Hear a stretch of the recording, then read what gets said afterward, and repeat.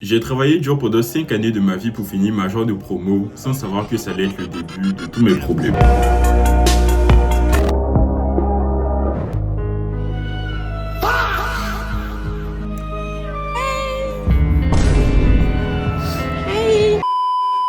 Ça, c'est moi, le jour où j'ai réalisé l'un de mes plus gros objectifs de vie, fini major de promo, pas deux, mais les deux campus de mon université. J'ai gagné un ordinateur, une tablette, de l'argent et un voyage tout frais payé à Dubaï. Mais avant d'en arriver là, posons un peu le contexte. Salut, enchanté, je m'appelle Youssel et j'ai toujours été bon à l'école. Au primaire, au collège, j'ai même déjà eu 20 de moyenne dans une matière, jusqu'au jour où je me suis retrouvé au lycée classique d'Abidjan. Une école que je ne connaissais pas, à Skip, une école où une partie des meilleurs élèves de Côte d'Ivoire se retrouvent, mais vraiment, moi, j'étais là, un peu perdu au milieu d'eux. Je m'en sortais pas mal en seconde C. Première C, c'était un peu compliqué au début, mais ça allait jusqu'à ce que j'arrive en terminale C. C'était vraiment la pire année scolaire de toute ma vie. Je vais pas rentrer dans les détails, mais vraiment, j'ai souffert. Et même si je n'y croyais plus vraiment, j'ai décroché mon bac C haut la main, baigné bac de Kandia Camara et bac Covid de surcroît. Sauf que décrocher le bac, ça n'a pas suffi. Je connaissais pas beaucoup d'universités en Côte d'Ivoire, on m'avait refusé de partout sur Campus France, RIP mes 70 000. Et je savais pas trop vraiment ce que je voulais faire. Je me sentais bête, perdu et sincèrement stupide. C'est sérieusement stupide.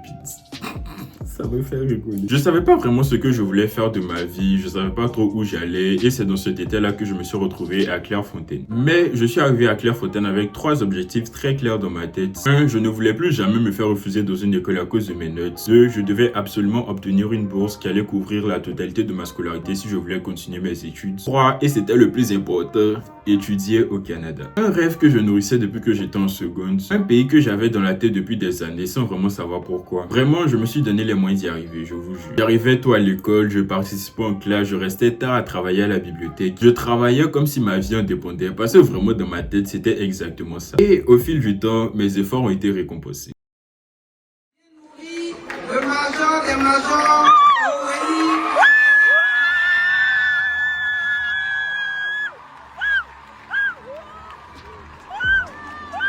Ma cérémonie de graduation, vraiment, c'était un peu une apogée, j'ai envie de dire. C'était le moment le plus haut de tout mon parcours scolaire, je crois. J'avais tout accompli. En tout cas, j'avais presque les 3/4 de mes objectifs qui étaient cochés. Parce qu'à ce moment-là, j'avais déjà obtenu des acceptations dans des universités canadiennes. J'avais obtenu une bourse qui couvrait bel et bien la totalité de ma scolarité. Et j'avais quand même reçu de la reconnaissance pour genre tout le travail que j'avais accompli. Et surtout, ce voyage à Dubaï qui n'était pas du tout prévu, mais que j'ai quand même gagné à la sueur de mes doigts et de mon intelligence parce que j'ai beaucoup écrit et j'ai beaucoup tapé sur mon ordinateur. Et encore, c'est 4 jours après la graduation que tout va arrêter de faire ça.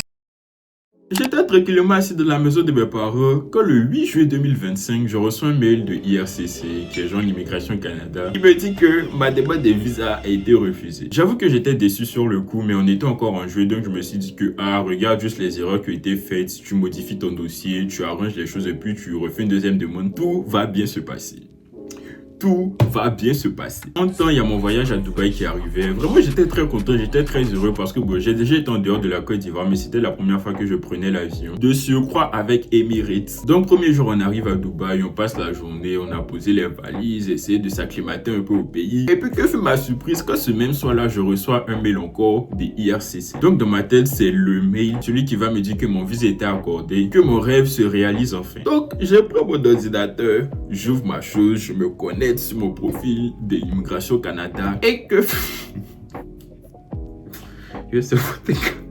fut ma surprise quand on m'a même pas refusé, ma demande était retirée. C'est comme si le gouvernement canadien s'est levé, non? Deuxième demande de visa, j'ai fait là. Ils ont retiré ça de leur système et puis ils ont renvoyé l'argent à mes parents. Comme si ma demande n'a jamais existé. Donc vraiment, c'était le premier soir qu'on avait atterri à Dubaï. Ça m'avait mis un petit coup de boue. Mais vraiment, je suis rentré de la douche, je suis allé m'arrêter dans le miroir pour me rappeler à quel point j'ai étudié dur et puis j'ai gagné au voyage à Dubaï là. Donc je ne vais rien laisser gâcher mon voyage. Donc vraiment, j'ai profité de mon truc. Bon, en temps, je parlais avec les gens de mon université. Une semaine plus tard, je rentre au Côte d'Ivoire, j'en parle à mes parents et puis on décide de faire une 3e demande de visa.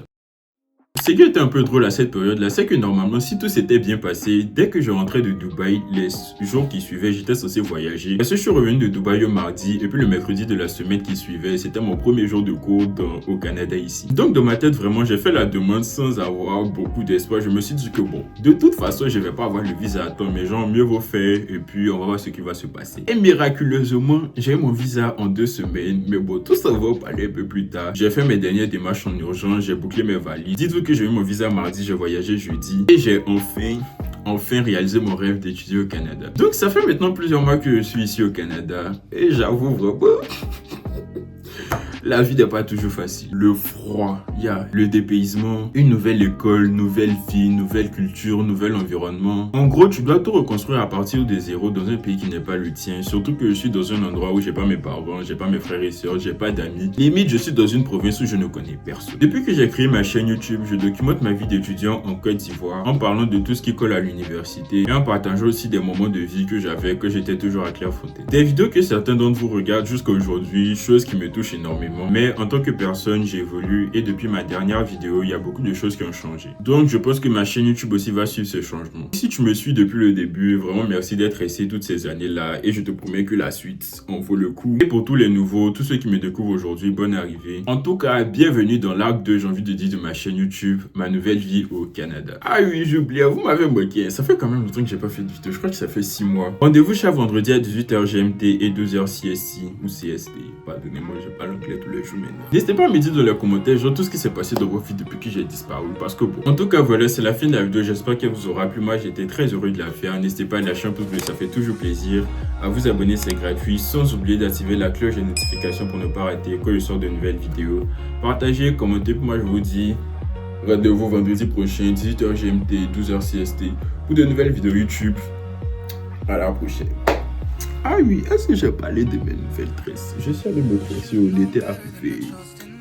Un peu des changements.